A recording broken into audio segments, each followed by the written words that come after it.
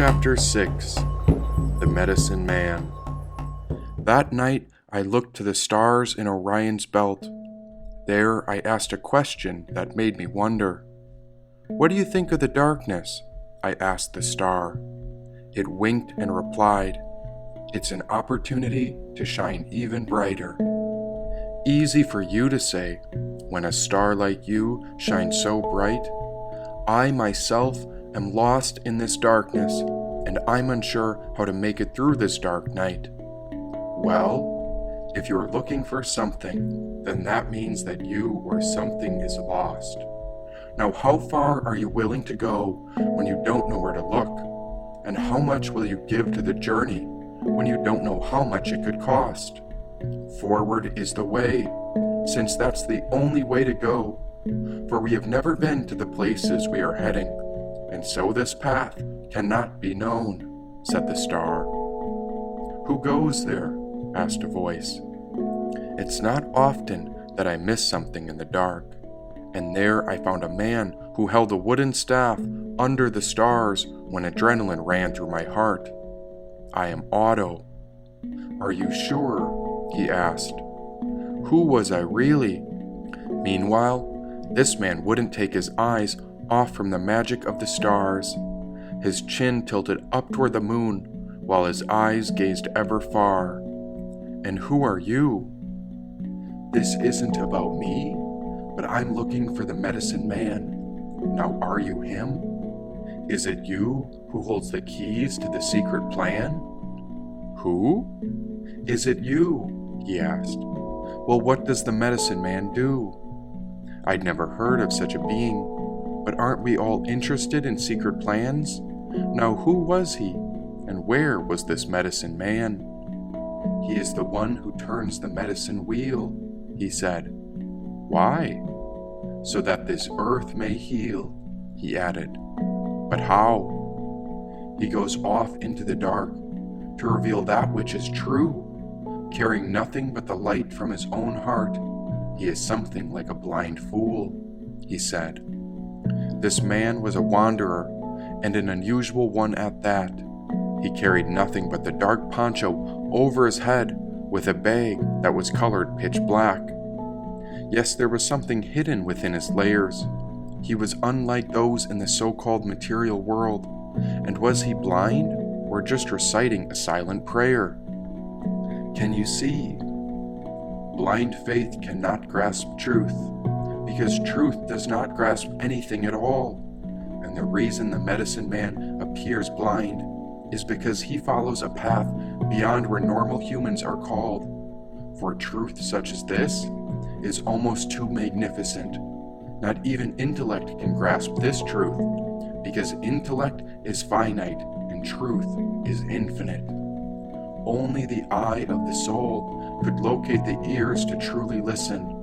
There you know it as she who knows her own self, for she is truth, she is inner wisdom, he whispered. And who is she? Now his eyes tilted at me as I peered into him. I suspected him to be clairvoyant, as one of his layers could be a fortune teller within. Don't tell me you forgot. Oh, I hope she won't leave you behind. Unless you find this medicine man, then she might change her mind, he said. I could hear a voice in my mind, and now the intuition was whispering. There it told me he was a medicine man, which was called a Midewinwin. He'd come from a grand medicine society. It said something about magic and snakes. It was some sort of hidden or secret group connected to the Great Lakes. Midewinwin, that's who you are. You're the medicine man who gazes out upon the stars. Who told you that? And do you know what Midewinwin even means? Have I seen you before? Have I visited you in your dreams? He asked. I shook my head no. Well, I heard a voice in my intuition, but I've never seen you before. I don't even know what it means. But why didn't you tell me when I asked who you were? Midewinwin is translated as the way of the heart, and if your intuition knew that all along, then why would I tell you who I was from the very start? He paused. I didn't know that before. and only a moment ago I heard my intuition speak. I'm not sure if I can control it, but rather the intuition arises with great mystique. No need to ask questions for that which is outside, when all answers are within. The reason you didn't know is because you relied on your human sight when you could have been seeking that inner wisdom. Now who are you really? Because Otto is only a name. Are you native like me? And before you tell me, speak from your heart and do not think with your brain, he said. I took a deep breath in, and I felt a little paranoid, having nothing to grasp at, and so I referred to my intuition to answer these questions he asked. My father is not an Indian, no, but I am a spirit son. Now my father is the smoke of the herb, and the earth is my mother. And who am I, you ask? I am at home in nature with all my wild sisters and brothers. Are you sure you're not Potawatomi? Do you know the 7 grandfather teachings? Wisdom, respect, love, honesty, humility, bravery, and truth toward each other and all creation, he said. I'm not sure what I am, but those teachings mirror all I believe. Now what is it that you do exactly? I weave, he paused. And aren't you the one who tends to the fire of the heart? I shook my head yes. That is indeed me. Then you are Potawatomi, he shook his head, and you are called back into the council of the 3 fires. The medicine man took out 2 stones and a candle. He sparked the flint together on a twisted bit of dry brush until a fire came to life. Hey, I think I've seen those flint stones before. Those stones were Mowgli's, right? Do you know who I'm talking about? He was a native man like you. We escaped the order a while back because both of us were seeking a life to be lived, honest and true. Yes, it's you, he answered. The flame spread to the candle. But what did he say about the council of 3 flames? 1, he pointed to himself. 2, he pointed to the candle. And 3 is you. 3 flames. Ah, he pointed to the spiritual nature of each soul. 3 flames together, and now we were 3 fires under his control. Can you realize the teaching of this fire? It whispers how our inner spirit should burn consciously. Yes, it is us who come together to cultivate that great light. May all the light bearers rise to illuminate the 7 fire prophecy, he said. Well, is it 7 or 3? As many fires as we need until we're free. Won't cost anything, and there is only one rule: release where you cling. 3 fires are lit, now 4 more will come to rise. The spiritual seeker will be liberated because our spiritual nature does not die. This body is not me, for I am not caught in worldly pride. I am no one, and I own no thing. I am birthless, since I have never died. Beyond the wide ocean, through the stars with many galaxies, we manifest from conscious awareness. This is the secret that spins the medicine wheel, which has always turned since it is beginningless. Know that this is not a normal wheel, for the medicine man journeys beyond time, seeking that which has always been free. The medicine wheel is the world's connection home to the divine. Birth and death are mere doorways through which the medicine man goes in and out. Birth and death are a game of hide and seek, and the medicine wheel is what my life's purpose is about. So smile to me and take my hand. Now it's time to wave goodbye. Tomorrow we shall meet again, or even before. We shall always be meeting again at the true source, always meeting again and again on the myriad paths of life, he said. But who are you really? He winked, but he would not say. Hey, ever had someone ask, when is your birthday? But you might ask a more interesting question. Before that day which is called my birthday, where was I? Then we can ask a cloud, what is your date of birth? Before you were born, where were you in the sky? And so you can ask the rain, what happens when you die? And if you ask a cloud, how old are you? Can you give me your date of birth? You can listen deeply, and you may even hear the truth. When you imagine the cloud being born, can you see its form grow from the water of the ocean surface? Or was it in the river and then became a vapor? Now where was the cloud before the water gave it a purpose? It is also the sun, because the sun makes the vapor. The wind is in there too, helping the water form a cloud as it becomes invisible in nature. The cloud does not come from nothing, but there has been a change in form. It is not a birth of something out of nothing, but still something appears to transform. Sooner or later, the cloud will change into rain or snow or ice too. And if you look deeply into the rain, you can see the clouds coming through. This cloud is not lost, and yet it gives itself to us in the form of rain. And then the rain is transformed into the grass, and the grass into cows, and then to milk, and then into ice cream you give to children when they scratch their knees to cure their pains. Today, if you eat ice cream, give yourself time to examine what is true. Look at the ice cream and say, "Hello, cloud, I recognize you," said the medicine man. Out of his jacket there was a bag, and there he held a cup of ice cream. Oh, how kind was this strange man! Why, this feels like a warm dream. I brought the ice cream to my mouth and tasted it. Now what does all this mean? It is, and it isn't, quite as it seems, he answered. Huh? Good news for a spiritual seeker, but difficult news for the material man.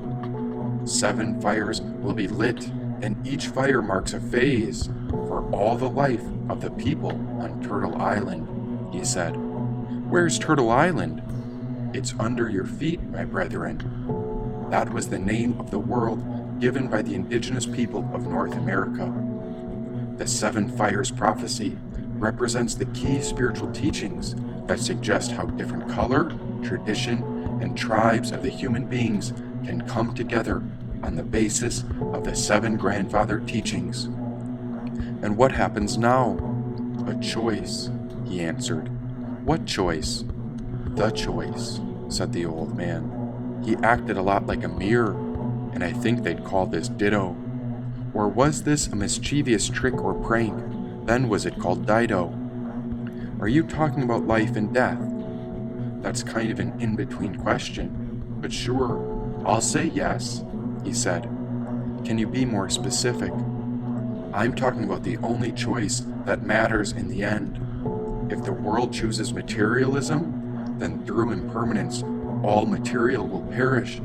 But if we choose spirituality, then the spiritual soul will live on in our holy and sacred breath.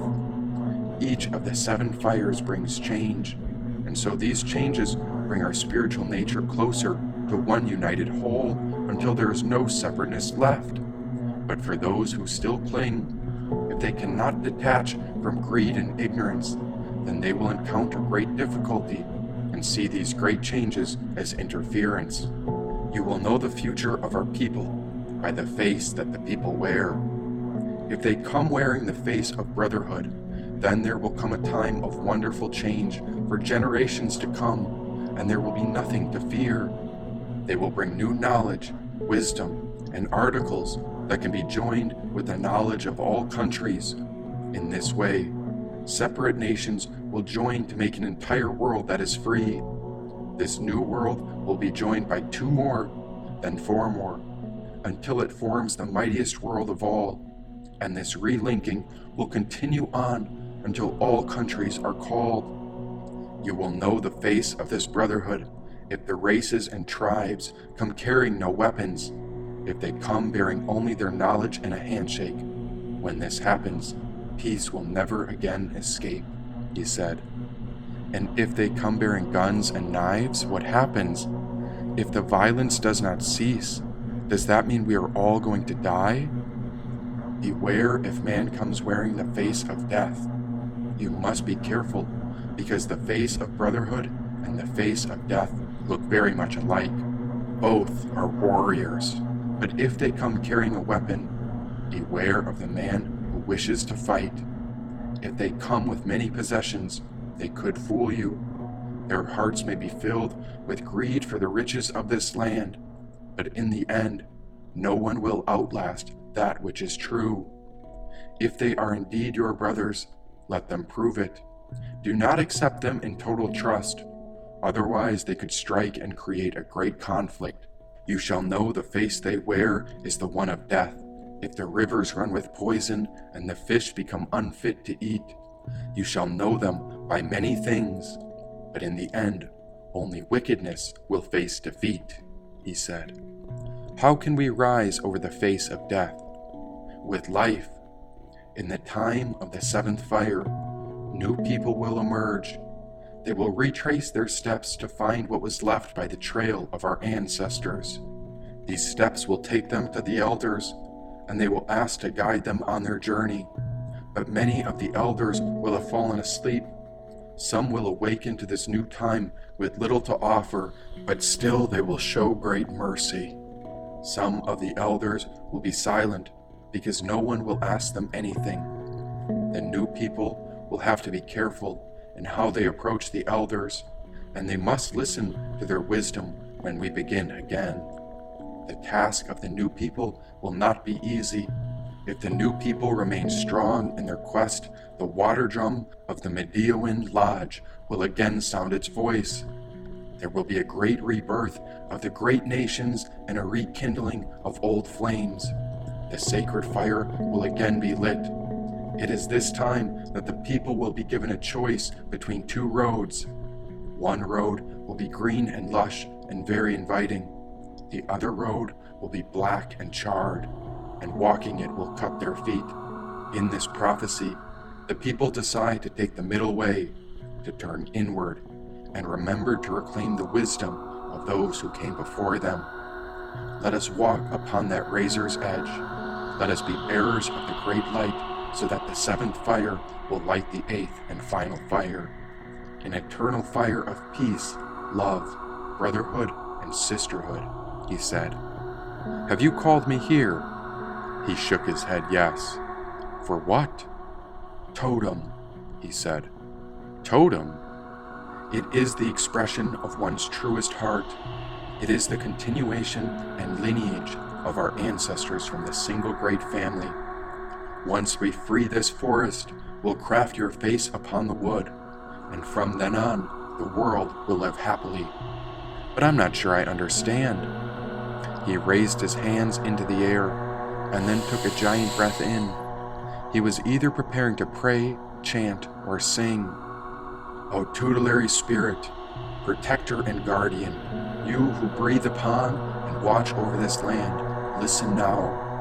Thus I have found a medicine man, following the commands of his heart, venerated something higher and more divine than he could find in his own limited individuality, and brought to this great unknown of himself, thus compensating by veneration for the knowledge of divine origin, he said. I waited with the wind and felt something auspicious and strange. Do you remember what your intuition already told you? Welcome to the dawn of a golden age, he said. And what's your name? You're quite outspoken. Hey, look at this staff. It still works after all these years, even if it looks roughed up on the bottom. Oh, and did you hear that whisper about the brass door? I heard how a feathered serpent said it's time to break it open. He pointed over my shoulder to where a lotus had grown through the muck. Absorbed in that moment, I felt the certain vibration begin to rise as if something pulled at my spine. A few doves began to fly, while that sensation on my skin made my mind feel elevated. Wait, what's happening? And when I turned back toward the medicine man, his form was gone, while his shadow dissipated. All that was left was the dark poncho, the wooden staff, a medicine bag, and 2 flint stones. I spent some time looking for him, but I was all on my own, and after enough time, I took his things and turned to the woods when I entered into the unknown. Then after a certain step, I thought I heard that old man coming past. Who goes there? I asked. Not I, but us. Peace is coming at last, he said. The man never told me his name. And was he someone I could trust? After time, that heightened feeling vanished, and I thought I saw smoke or dust. Now those two dark cats appeared. Again I heard a whisper, and so did the cats. I turned around when the hair stuck up from their backs. Often the teachings speak of letting go, but this journey you're on requires that you hold on for dear life and white-knuckle it. You'll need to do two things if you're going to make it. Don't hurt anyone, and do not quit, whispered the medicine man. Where'd you go? I'm going home, he said. Back where? Back to Milwaukee, the gathering place by the waters, said the medicine man. Wait, where? The good land, he said. And where is that near? Pewaukee, the flinty place, he said. Is that round here? Well, it's not far from Muskego, the swampy place, which is all part of Muskowsing, and so is Marquette, Joliet, and the Green Bay, he said. And what's so special about these places, you've got to say? If I go there, will I find you? Think about the earth. Now think about where we are spinning through infinite space. It isn't just any rock. It's a magical one in the perfect place. With just the right light, it all starts to bloom, and as it spins, days go by. This is how we measure how long we're alive. It laps around the sun, while the moon follows us. And imagine if there was no sun, then how would you measure the way we bloom from stardust? He said. Stardust? That's what time is. It's a measure of growth upon stardust. This earth has a mantle, inner core, outer core, and a crust. That's us, with trees, cats, creatures, and mutts. We breathe oxygen, and we're filled with bones, veins, nerves, and all sorts of fun guts. But if you look beyond just us, there are places around this land that have grown for a lot longer than us. Before Noah, 6,500 years ago. Before Adam and Eve, 11,500 years ago. This too will come to pass, he said. How fast does it pass? They're called cataclysms. It's how the wheel spins. And the land of Wisconsin is where the North Pole did begin. And how, you wonder? Just think of what Noah, Adam and Eve, Vishnu, Jesus, Osiris all have in common. They represent eras or ages apart, and somehow they all join hands in the next cataclysm to walk with us, as if they are passing a torch. And so all of us carry on that fire. That fire is the center of your soul, and it is also the center of Earth's core. The inner Earth is so powerful that the surface endures whatever shifts the crust must go through. On top of that, there is overwhelming evidence that gives a dramatic picture of where the North Pole has moved. 35,000 years ago, the North Pole was what we call Wisconsin. Then 6,000 years later, it moved to the Caspian Sea, which is the world's largest inland body of water.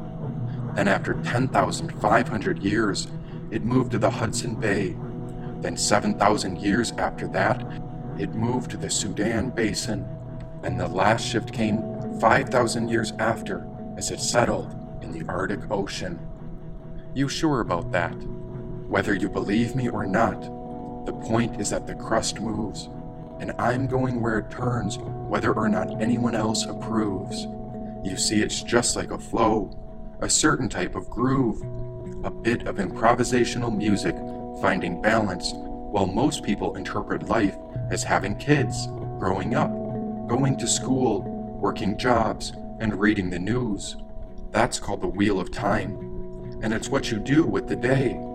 But then who is in control of what nature has to say? And if you could find such a voice, then what would it have to say? Mind you, I couldn't quite see him, but I did feel a presence leaning in, and so he spoke. Child, I can see the universe behind your eyes. I've been here for a long, long while, since the very beginning, and I love new ears. Yes, the cataclysm does its work well. Why human man has such ego and intellect to think he could own the land, and while man has built many great towers, the way they have mistreated this land will reveal who's been the real coward. Noah was there when the earth shifted its 60-mile thick shell, with the poles moving to the equator in a fraction of a day. And if we tumble, we join Noah, Adam and Eve, Atlantis, Olympus, and Jesus joins Osiris, Buddha, and Vishnu. Every time the cataclysmic concept comes up, the beast has been stoned, burned, beaten to a pulp, and buried with a vengeance. But why won't the corpse simply stay dead? Each time it raises the lid off its coffin and says in sepulchral tones, "You die before I." But what is this process? What causes a cataclysm to start? Think of it like an awakening of the heart. It's a jump start. The remains of civilizations from 20,000 years ago, more advanced than our wildest imagination. Legends from Greece, Egypt, India, and South America became history instead of legend. Other times continents are lost in the Atlantic and Pacific, which become outdated realities after their sudden disappearance. Yes, Vishnu came alive, a man who lived through a cataclysm many years ago. Now he is known as a Hindu god of 10 resurrections from the waters. Osiris too was resurrected, a man from Egypt 15,000 years ago. Noah smiled at us from the pages of the Epic of Gilgamesh, whose Sumerian name, Utnapishtim, lived 6,500 years ago, and the ark built is more than legend. Now what is the trigger? This turned out to be one of the most elusive pieces of the whole puzzle. We couldn't rely on some supernatural explanation, like some happenings in the heavens of a vague character which actually violated the laws of nature. No, it had to be something natural, a part of nature's ordinary structure, which disrupts the Earth's inner electrical and magnetic structure. The basic structure of the universe is a generator, or nature's power plant. The energy structure of an atom is identical to a rotating planet, to a blue-white star, to a galaxy, to a supergalaxy, to all levels of supergalaxies, including a universe and even more. As a neutron, which has escaped from its parent atom's neutral zone, will separate into particles, a star through a sunspot gives off neutral matter, which explodes as it becomes energized. So a galaxy gives birth to an exploding star when a dead star escapes from its neutral zone in the center. And as a dead galaxy explodes, it escapes from the central neutral zone of its parent supergalaxy. A planet acts the same at its energy level, he said. What are you trying to say? We manifest as representation of all that is above and all that is below. We're in the very middle, like a magic island between two streams. And a cataclysm is a doorway to awaken us from the illusory dream. I come from the end of the Wisconsin ice cap, about 29,000 years ago, and that's where I am called to go, he said. Why? The Naga, the one they talk about in Genesis. Adam and Eve stories were likely to be written in glyphs of Naga, the predominant Eastern Hemisphere language 11,500 years ago. This language is nearly identical to ancient Mayan, and the progenitor of many languages, including Oriental and Polynesian tongues, Egyptian, Greek, and Yakut. Moses may have had access to these tablets, or Egyptian versions of them, but he may not have known how to read the ancient language. So how could he understand the glyphs literally? Not being able to read the symbolism of the Naga glyphs, in addition to reading them literally, Moses reads into the Adam and Eve story and attributes it to his day. In that time, woman was regarded as a lowly creature, her birth recorded only as an exception, and basically being the cause of every man's downfall. This attitude persists in some religions even to our time. Mind you, the Sumerian tablets were read by the Egyptian priests long before Moses' time and passed on to him as history. Things that appear on the glyphs given to him by Ezra are cherubims, rib, Adam's sleep, man, woman, tree, fruit, serpent, and sword. The Naga glyphs show us three aspects of life symbolized by a mother continent, a parent civilization lasting thousands of years longer than ours today. An unadorned serpent represented water or the ocean. A serpent entwined around a tree signified that the mother's continent was surrounded by water. Cherubims, which were not pretty but hybrid man and beast, were the glyphs for legs or foundations or underpins.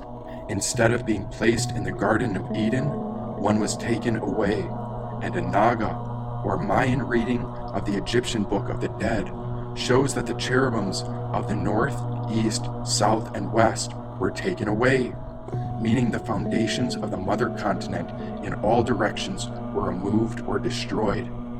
The sword was the symbol of fire and earthquake. The fire signified what all legends of these cataclysms call earth fire, which is the molten layer below the Earth's 60-mile thick shell breaking through the surface. This could be the origin of man's concept of hell. The fruit growing on the tree symbolized the original mankind, the union with nature, which settled along the mother continent ages before Adam and Eve. Their eating of the fruit tells us that they broke away from the mother continent, and as it is Eve who ate the fruit, signifies that she was the generation after Adam, making her his daughter. This glyph of creation is even more revealing. There are three figures, and on the top is the face of a sleeping or dead person, since they are not separate symbols for death and sleep in Naga. Both were the same. The middle figure is shown as a male, and the bottom figure is a female who is repressed as the mother of all mankind. In addition, there are curved lines from the sleeping or dead person and the male middle figure to the bottom female. This glyph has been interpreted to mean that the middle figure, Amal, who was put to sleep, shown by the top figure, and a rib or ribs removed from him. The ribs, being curved lines, are fashioned into the bottom figure, who is the mother of mankind, which fits the story of Eve's creation. Yet that top figure, whether asleep or dead, is depicted as female. The mother who is beyond gave birth to Adam, whose offspring was Eve as the bottom female figure. The story as read from the glyphs would be that Adam and Eve, who lived in the Garden of Eden, is the mother continent, who were descendants from the original mankind, or fruit of that land, which was surrounded by water, or the serpent around the tree. And maybe the most important thing to understand is how paradise was a garden. With that, the medicine man's voice vanished, and I was alone in the woods.